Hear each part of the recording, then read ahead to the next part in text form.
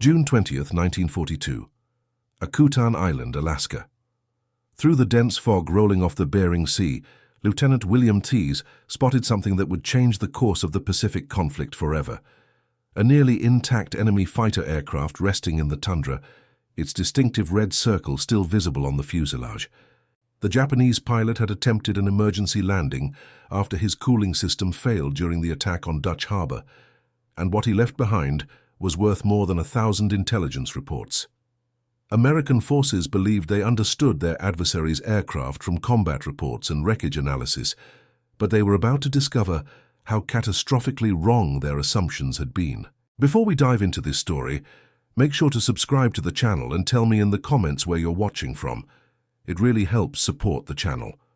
What followed was a revelation that would expose the terrifying mathematics of aerial combat in the Pacific, transform American fighter tactics entirely, and reveal why so many young men had perished in the sky, not from enemy skill alone, but from a design philosophy that valued performance over survival in ways no Western engineer would dare contemplate.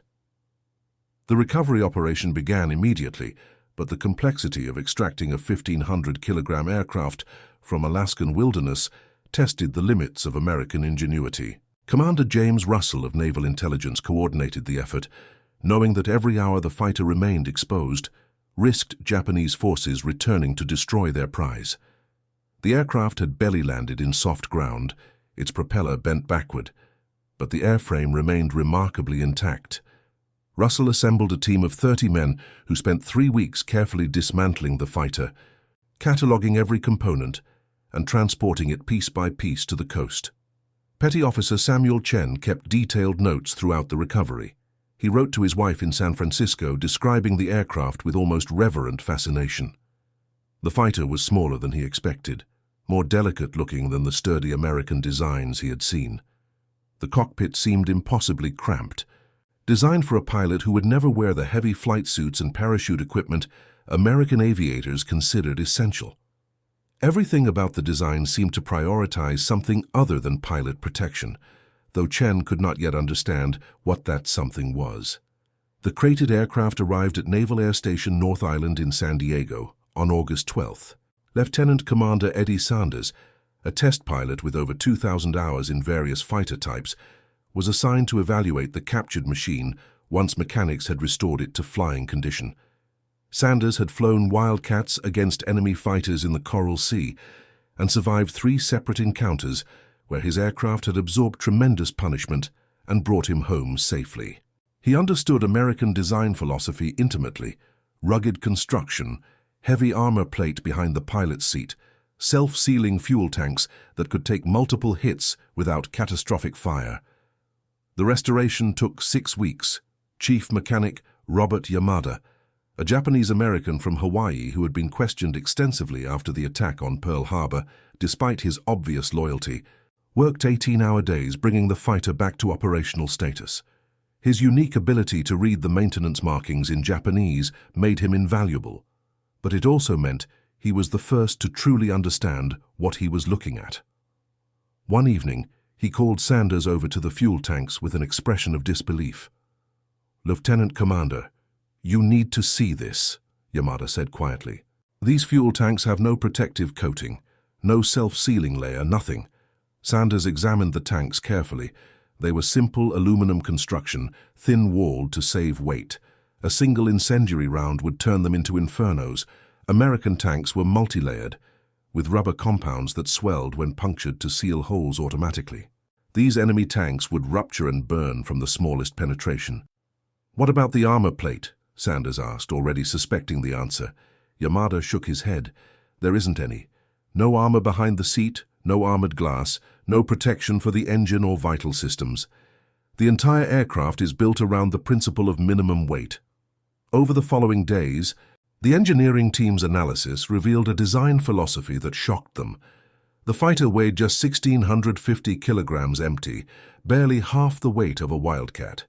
Every component had been pared down to absolute minimum specifications. The skin was thin aluminum that could be punctured by small arms fire. The landing gear was so delicate, it could barely handle the stress of carrier operations. Even the control surfaces were fabric-covered rather than metal, another weight-saving measure that made them vulnerable. But the performance figures explained why these compromises had been made.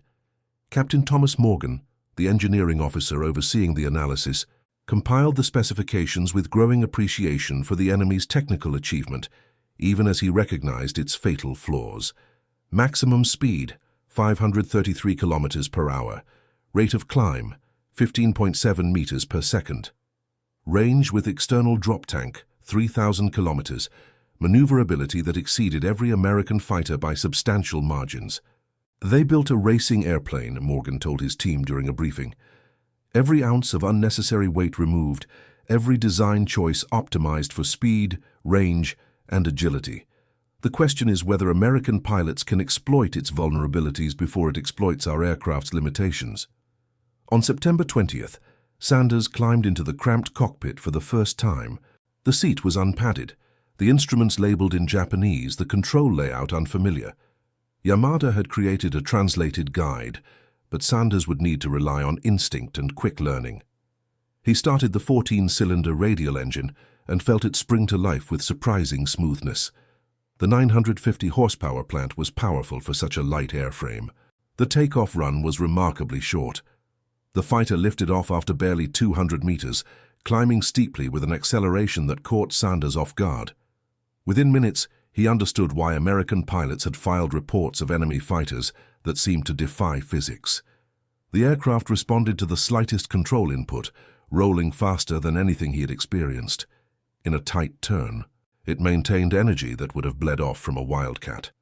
The visibility from the cockpit was excellent, the greenhouse canopy providing nearly unobstructed views. But Sanders also felt the airframe's fragility. Every buffet of turbulence transmitted directly through the lightweight structure. The controls felt loose at high speed, less precise than the heavier American designs, and the constant awareness that he had no armor, no protection, no margin for error, created a psychological pressure he had never experienced in combat. Every training flight in American aircraft assumed you could take hits and survive. This machine assumed you would never be hit at all. Lieutenant Robert Dixon joined the test program after Sanders' initial flights. Dixon had been shot down over the Coral Sea when his Wildcat took multiple hits from an enemy fighter. He had survived because the armor plate stopped 2 rounds that would have killed him, and the self-sealing tanks prevented fire despite 3 punctures. Flying the captured fighter gave him a profound understanding of what enemy pilots experienced every time they engaged. "It's like flying without a parachute," Dixon reported after his first flight. "Everything is fine as long as nothing goes wrong. But the moment you take damage, you're finished. The fuel will ignite, the structure will fail. There's no redundancy, no safety margin at all." The test program expanded to include mock combat against American fighters. Lieutenant Commander John Lundstrom, flying a Wildcat against Sanders in the captured aircraft, experienced firsthand what American pilots had been facing since the conflict began. In turning engagements, the enemy fighter simply outmaneuvered him. It could outturn, outclimb, and maintain energy through multiple maneuvers while his Wildcat bled speed with each turn. If combat was purely about maneuverability, the enemy fighter was unbeatable. Lundstrom described his first mock engagement with visceral detail. He had begun with altitude advantage, confident in his experience and the Wildcat's capabilities. Sanders in the captured fighter appeared to be in a vulnerable position below him. Lundstrom dove to attack, lining up what should have been an easy firing solution. But as he committed to the attack, Sanders executed a tight climbing turn that seemed to defy aerodynamic principles. The captured fighter pivoted nearly on its axis, bleeding minimal speed, while Lundstrom's Wildcat, heavier and less responsive, continued through the attack run, unable to match the turn rate. Within seconds, the engagement geometry reversed completely. Sanders positioned the captured fighter behind Lundstrom's Wildcat, achieving what would have been a kill position in actual combat. Lundstrom tried desperately to evade, rolling and diving, using every tactic he knew. But the lightweight fighter stayed with him through each maneuver, its superior power-to-weight ratio allowing it to maintain energy while the Wildcat struggled. "I felt completely helpless," Lundstrom admitted during the post-flight debriefing. Every instinct I had, every tactic I had been taught, all of it was wrong for fighting this aircraft. I was trying to dogfight a machine that was built specifically to win dogfights. It was like bringing a knife to a gun battle, except the knife was somehow faster than the gun. But the test flights also revealed exploitable weaknesses. At speeds above 500 kilometers per hour, the lightweight controls became difficult to manage. The fabric-covered ailerons began to flutter, reducing roll rate precisely when speed should have provided advantage. In high-speed dives, the aircraft's structural limits became apparent. Components that seemed adequate for normal flight operation began to show stress at the velocities American fighters could sustain. Commander James Flatley, who had led fighter squadrons at Coral Sea and Midway, attended the test program and immediately recognized the tactical implications. He gathered the test pilots and combat veterans for an intensive analysis session that would reshape American fighter doctrine for the remainder of the conflict. "Gentlemen, we've been fighting this war wrong," Flatley began. "We've been trying to turn with an aircraft that will always outturn us. We've been fighting in the vertical, where it has superior climb rate. We've been engaging on terms that favor every one of its strengths." He outlined a new tactical approach based on the captured fighters' weaknesses. American pilots would use their aircraft's superior diving speed and structural strength. They would engage from altitude, make high-speed passes, and extend away before the enemy could bring its maneuverability to bear. They would never try to turn with the enemy fighter.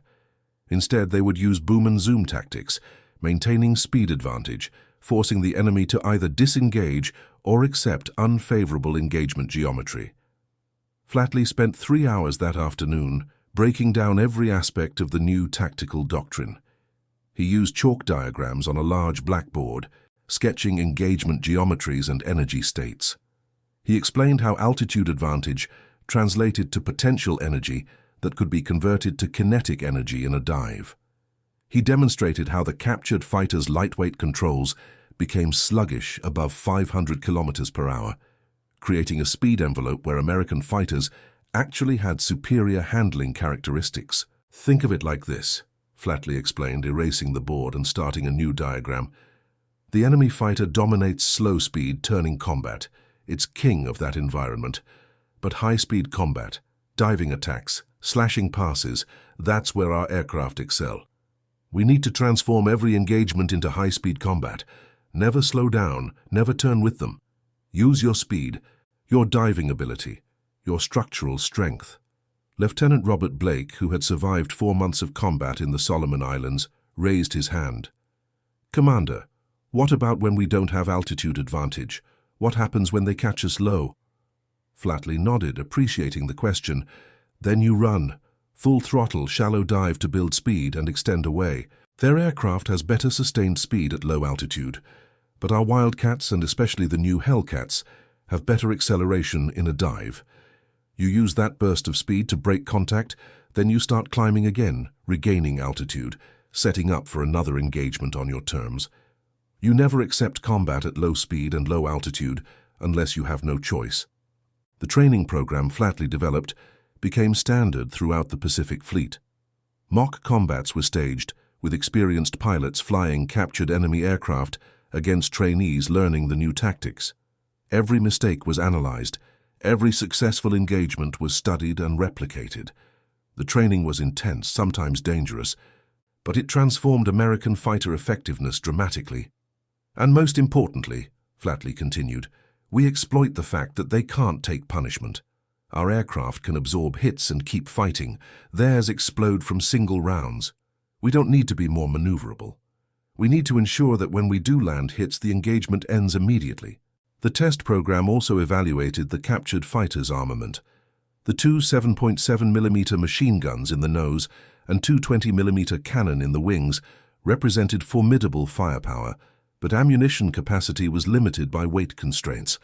The machine guns carried only 540 rounds total, the cannon just 100 rounds per gun. In extended engagements, enemy pilots would run dry quickly. American fighters carried more ammunition, allowing sustained combat. Lieutenant Richard Gray, an armament specialist, conducted destructive testing to understand the aircraft's vulnerability. He didn't need to fire weapons at the airframe. Technical inspection revealed everything. The fuel tanks would ignite from tracer rounds. The thin skin could be penetrated by 50 caliber machine gun fire at ranges exceeding 900 meters. The engine, lacking armor protection, would fail from relatively minor damage. A single 20mm high explosive round anywhere in the fuselage would likely prove catastrophic. The entire aircraft is a flying fuel tank surrounded by kindling, Gray reported. The Japanese engineers traded survivability for performance so completely that once the aircraft sustains any damage, cascading failures become almost inevitable. But perhaps the most significant discovery came from analyzing the cockpit layout and flight controls in detail. Captain Philip Torrey, a naval aviator with extensive carrier experience, spent hours in the cockpit understanding the pilot's perspective. He realized that the aircraft's incredible maneuverability came at a cost beyond just structural vulnerability. The control forces are extremely light, Torrey explained to the engineering team. This gives excellent responsiveness in dogfighting, but it also means the pilot must constantly work to maintain stable flight. There's no trim system adequate for hands-off flying. Everything requires continuous input. For long-range missions lasting multiple hours, the physical and mental fatigue must be tremendous.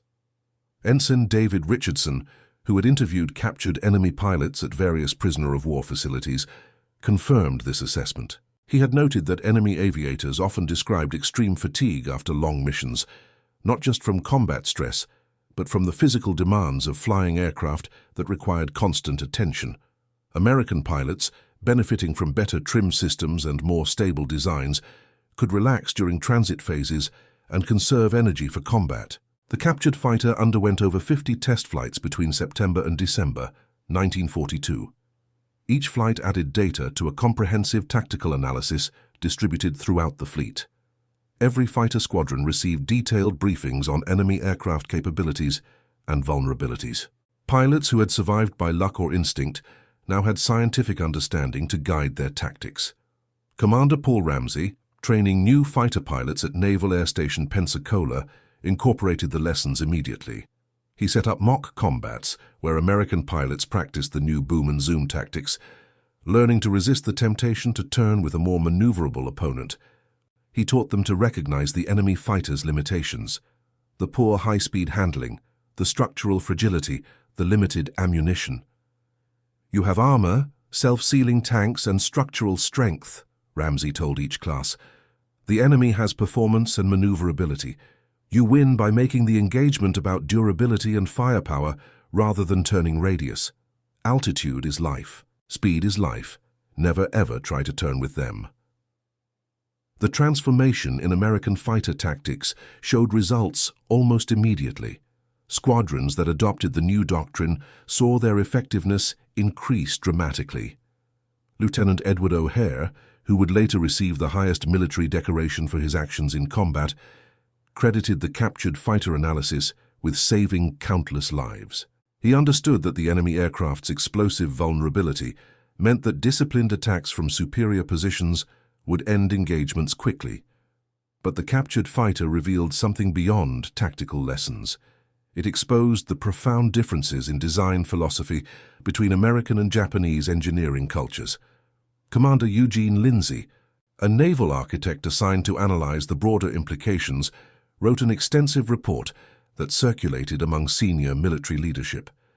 "The enemy has built an aircraft for a specific tactical doctrine and specific engagement conditions," Lindsay wrote. "It assumes highly trained pilots who will avoid damage through superior maneuverability. It assumes relatively brief engagements, where fuel consumption and pilot fatigue are not limiting factors. It assumes that performance advantages will prevent the enemy from achieving favorable firing positions. These are reasonable assumptions for combat over home territory with experienced pilots, but they become fatal liabilities in extended campaigns with degrading pilot quality and increasing American tactical sophistication." As 1943 progressed, American pilots increasingly exploited the enemy fighter's vulnerabilities. The new Hellcat fighter, designed partially in response to lessons learned from the captured aircraft, combined adequate performance with rugged construction. It could not outturn the enemy fighter, but it didn't need to. It could outdive it, outspeed it in level flight above 4,000 meters, and most importantly, outsurvive it in any exchange of fire. Lieutenant Hamilton McWhorter, flying Hellcats from the carrier Enterprise, described the psychological transformation the new tactics created. "We stopped being afraid," he said simply. "We understood that if we flew smart, maintained our energy, and forced them to fight our way, we would win. Their aircraft might be more maneuverable, but ours were better weapons of war." The captured fighter continued to provide intelligence value throughout the conflict. Engineers tested different ammunition types against its structure, optimizing American ordnance for maximum effectiveness. Tactics instructors used it to train new pilots in recognition and engagement procedures. Intelligence officers analyzed its construction techniques to understand Japanese manufacturing capabilities and limitations. Lieutenant Commander William Leonard, conducting metallurgical analysis of the airframe components, discovered that material quality varied significantly throughout the aircraft. Some components used excellent alloys produced to high standards. Others showed evidence of inferior materials substituted due to resource constraints. By 1944, as Japan's industrial capacity degraded under American pressure, these quality variations would become more pronounced, further compromising enemy aircraft reliability. The captured fighter also helped American engineers understand Japanese production philosophy. Chief Engineer Margaret Sullivan, one of the few women with access to the classified technical analysis, noted that the design prioritized ease of manufacture in certain ways, while accepting complexity in others. The aircraft could be built with relatively simple tooling, but maintenance required specialized procedures and precise adjustment. This suggested a strategy optimized for mass production, but potentially problematic for field maintenance under combat conditions. Sullivan spent weeks analyzing every component of the captured fighter, comparing it to American designs, and trying to understand the engineering decisions behind each choice. She discovered that the Japanese had developed clever solutions to manufacturing challenges that American engineers had solved differently. The wing construction, for example, used a single-piece main spar that simplified assembly, but made field repairs nearly impossible. American wings used multiple spars that were heavier, but could be repaired more easily. The fuel system design particularly fascinated Sullivan. The engineers had placed the main fuel tank directly in front of the cockpit, between the pilot and the engine. This provided optimal weight distribution for maneuverability, keeping the center of gravity in the ideal position. But it also meant that any forward-firing weapon hits that missed the engine would likely strike the fuel tank, with the pilot sitting directly behind it. In contrast, American fighters placed fuel tanks in the wings or behind the pilot, accepting less optimal weight distribution for better survivability. "Every design choice tells a story," Sullivan wrote in her technical report. The enemy engineers were brilliant, solving complex problems with elegant solutions, but they were solving for a different set of priorities. They assumed their pilots would avoid being hit. "We assumed our pilots would be hit and needed to survive anyway." Both assumptions shaped the aircraft completely, from structure to systems to every minor component. She documented how even small details reflected the different philosophies. American aircraft had robust electrical systems with redundant circuits and heavy-gauge wiring.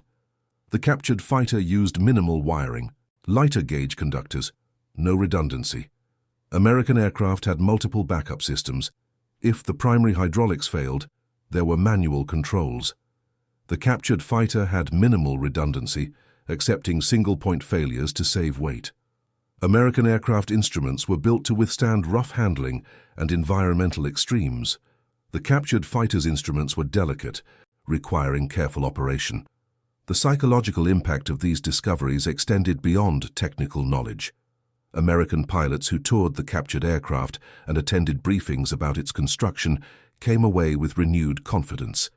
They understood that they were fighting in machines designed to bring them home alive, while their adversaries flew aircraft designed only for performance. This knowledge affected combat morale profoundly. Perhaps the most poignant discovery came from personal effects found in the aircraft.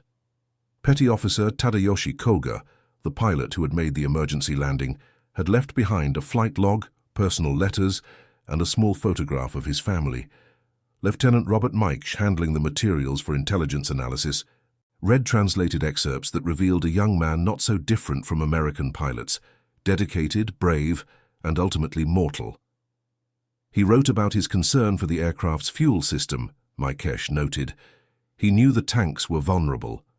In one letter, he mentions seeing a fellow pilot's aircraft explode from a single hit, and his awareness that he had no protection if the same happened to him. He accepted this as necessary sacrifice for performance. But he was afraid, just like our pilots are afraid. The difference is, we give our people a chance to survive their fear.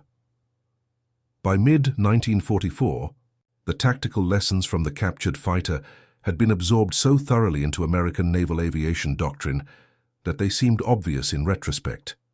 But veterans who had fought in the early days of the conflict remembered the desperate uncertainty, the sense that the enemy possessed some technological superiority that made victory uncertain. The captured aircraft had dispelled that myth completely. Admiral Chester Nimitz, reviewing the intelligence program's contributions to the Pacific campaign, wrote that the captured fighter had been worth an entire carrier division in terms of its impact on American effectiveness.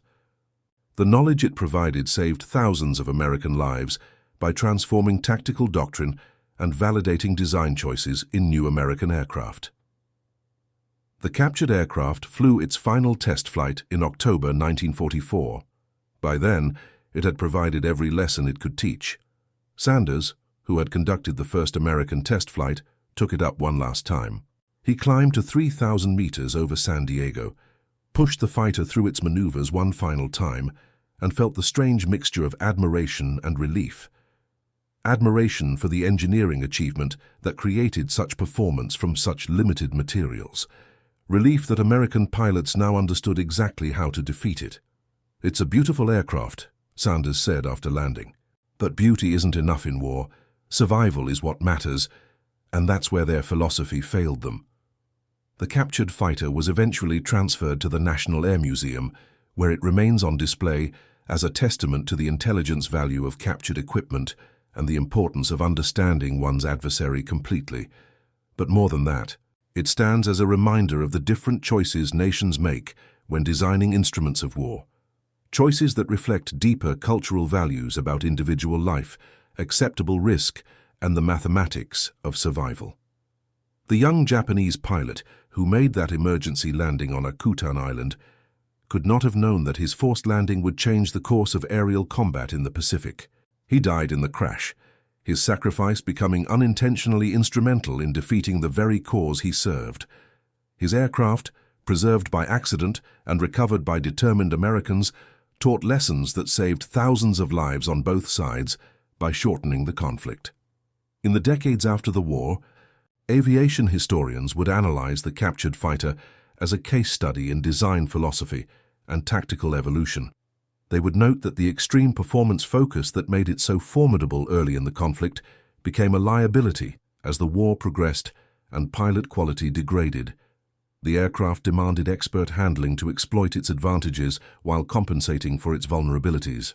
In the hands of highly trained peacetime pilots, it was magnificent.